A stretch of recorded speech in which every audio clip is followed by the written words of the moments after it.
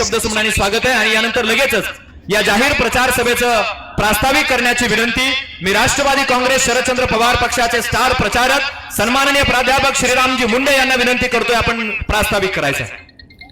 आज राष्ट्रवादी काँग्रेस पार्टी शरदचंद्रजी पवार शिवसेना उद्धव बाळासाहेब ठाकरे भारतीय राष्ट्रीय काँग्रेस आणि मित्र पक्षाचे अधिकृत उमेदवार सन्माननीय श्री मोहनराव बाजीरावजी जगताप साहेब यांच्या प्रचार सभेच्या निमित्तानं आपल्या सर्वांना संबोधित करण्यासाठी उपस्थित असलेले माझे सर्वस्व माझे नेते आदरणीय जयंतरावजी पाटील साहेब, या सभेसाठी उपस्थित असलेले आपल्या बीड जिल्ह्याचे दबंग खासदार आदरणीय बजरंग बाप्पा सोनवणे साहेब आणि व्यासपीठावर उपस्थित असलेले आपल्या सर्वांचे लाडके उमेदवार आदरणीय मोहनदादा जगताप साहेब, तसेच या ठिकाणी उपस्थित आदरणीय भाऊ आणि सन्माननीय व्यासपीठ मित्रहो, खरं तर आपण पाहतोय सध्या महाराष्ट्र विधानसभेची निवडणूक चालू आहे। या सरकारनं जे आपल्याला खोटे आश्वासनं दिलेली आहेत, या भागातील लोकप्रतिनिधींना जे आपली हेळसांड चालू केली, त्या हेळसांडीमुळं आपल्याला नवीन निर्णय घेण्याची आता आज आपल्याला वेळ आलेली आहे। मी या ठिकाणी आदरणीय साहेबांच्या समोर सांगू इच्छितो, साहेब आमच्या या माजलगाव विधानसभा मतदारसंघामध्ये अनेक लोकांचे प्रश्न प्रलंबित आहेत, परंतु आमच्या या लोकप्रतिनिधीला या सर्वसामान्यांच्या प्रश्नाकडे लक्ष द्यायला वेळ राहिलेला नाहीये। वडोणी तालुक्यातील किंबहुना माजलगाव मतदारसंघातील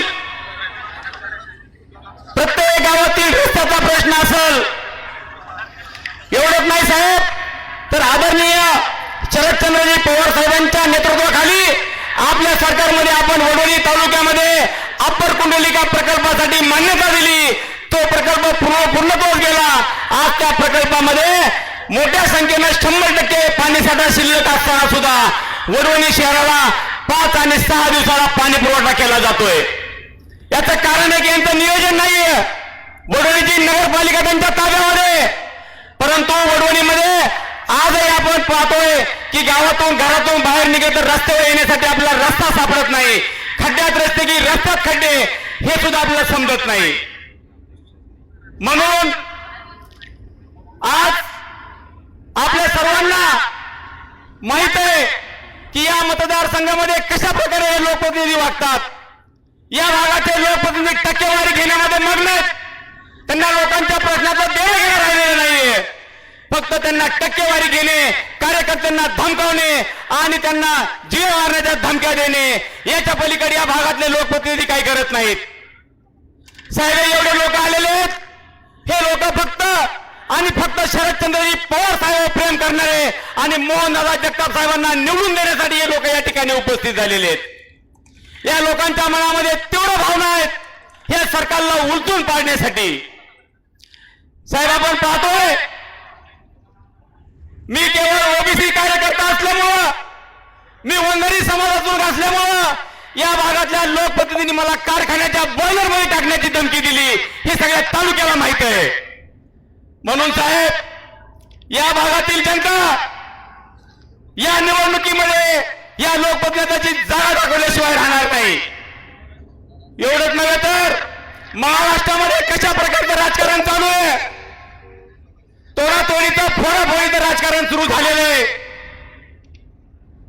आपण आजपर्यंत पाहतोय अनेक ठिकाणी चोऱ्या दरोडे पडतात, चोरीला काय जातं, चोरीला मौल्यवान वस्तू जातात, दागिने जातात, अनेक प्रकारचे मौल्यवान वस्तू चोरल्या जातात। पण या महाराष्ट्रामध्ये एक नवीन दरोडेखोरांची आणि चोरांची टोळी तयार झालेली आहे। ती टोळी म्हणजे त्या टोळीनं काय चोरलं, तर त्या टोळीनं चोरला आमच्या उद्धव साहेबांचा बाप, त्या टोळीनं चोरला आमच्या पवार साहेबांचा पक्ष, त्या टोळीनं चोरला आमच्या पवार साहेबांचं चिन्ह, आमच्या उद्धव साहेबांचं चिन्ह। म्हणून येणाऱ्या विधानसभेच्या निवडणुकीमध्ये आपल्या महाराष्ट्रातील आणि या माजल विशेषतः माजलगाव मतदारसंघातील आमची ही जनता या निवडणुकीमध्ये आपल्या पक्षाचे आपल्या नेतृत्वाखाली आपण दिलेले लोकप्रिय उमेदवार मोहनराव बाजीराव जगताप यांना या ठिकाणी निवडून देणार आहे.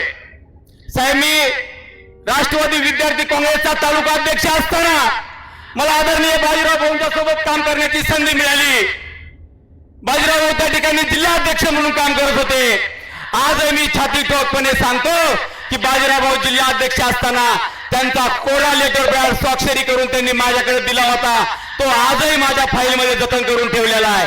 हे सांगण्यामागचं माझं एकच कारण आहे की मोहनराव जगताप हे सर्वसामान्य उमेदवार आहेत, सर्वसामान्य कुटुंबातील आहेत.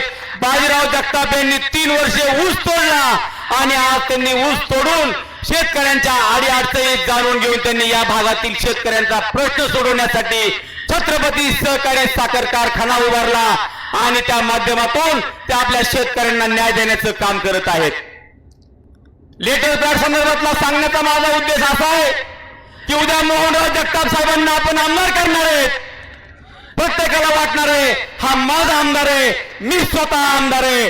कारण बाजीराव भाऊ त्या काळामध्ये 20 वर्षापूर्वी माझ्यासारख्या सर्वसामान्य कार्यकर्त्याला कोरा लेटर पॅड स्वाक्षरी करून देऊ शकतात.